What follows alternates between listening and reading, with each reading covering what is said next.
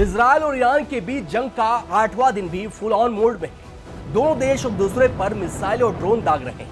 अब इजराइल की नजर ईरान के सबसे सिक्योर परमाणु प्लांट पर है, जिसका नाम है फोर्डो फ्यूल एनरिचमेंट प्लांट। इसे तबाह करने के लिए इजराइल को चाहिए दुनिया का सबसे powerful non nuclear bomb, massive ordnance penetrator यानी MOP, जो सिर्फ अमेरिका के पास है।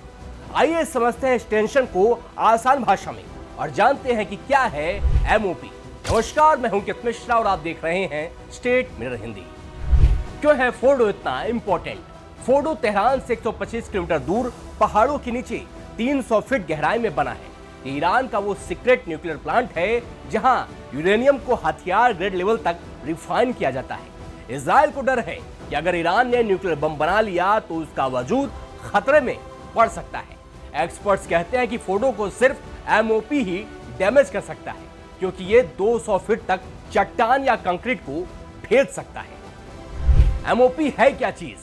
MOP यानी GBU-57A/B अमेरिका का सबसे घातक बंकर बस्टर बम है। इसका वजन 14,000 किलो है और इसे बोइंग ने डिजाइन किया है। ये बम उन बंकरों को तबाह करने के लिए बनाया गया है जो जमीन के नीचे गहरे छिपे होते हैं। इसमें 2400 किलो का एक्सप्लोसिव पेलोड है जो डिलेड एक्शन सिस्टम के साथ टारगेट को नेस्तनाबूद कर देता है। पुराने बम जैसे GBU-28 या BLU-109 इसके सामने फीके हैं। MOP कैसे काम करता है? MOP में GPS और इनर्शियल नेविगेशन सिस्टम लगा है जो इसे पिन पॉइंट एक्यूरेसी देता है, चाहे जंग का माहौल कितना भी खराब हो। यह बम टारगेट से चंद मीटर की दूरी पर हिट करता है। यह 60 मीटर तक कंक्रीट या मिट्टी में घुस सकता है। इसका स्टील का सॉलिड कवर इतना मजबूत है कि चट्टानें भी इसे रोक नहीं पाती।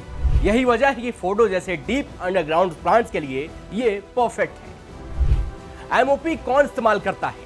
फिलहाल MOP को सिर्फ अमेरिका का B-2 spirit stealth bomber carry और डिप्लॉय कर सकता है। एक B-2 2 MOP ले जा सकता है। फ्यूचर में B-21 रेडर बॉम्बर भी इसका यूज करेगा, जो अभी डेवलपमेंट में है। इजराइल के पास न तो MOP है, न ही इसे डिलीवर करने वाला प्लेन, इसलिए वो अमेरिका से इसे मांग रहा है।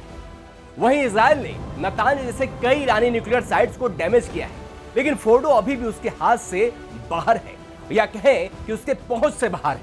अगर अमेरिका ने MOP दिया तो यह जंग और भयानक हो सकती है। ईरान ने भी 400 मिसाइलें और ड्रोन दागे हैं, जिसमें इजराइल को भारी नुकसान हुआ है। दोनों देशों की लड़ाई में मिडिल ईस्ट में टेंशन चरम पर है। यह जंग सिर्फ इजराइल ईरान तक सीमित नहीं है। अमेरिका, पाकिस्तान और G7 देश भी इसमें इन्वॉल्व हो रहे हैं। क्या इजराइल को MOP मिलेगा? क्या फोर्डो तबाह होगा, या ये कॉन्फ्लिक्ट और बड़ा रूप लेगा? अगले कुछ दिन बताएंगे कि मिडिल ईस्ट का फ्यूचर क्या होगा।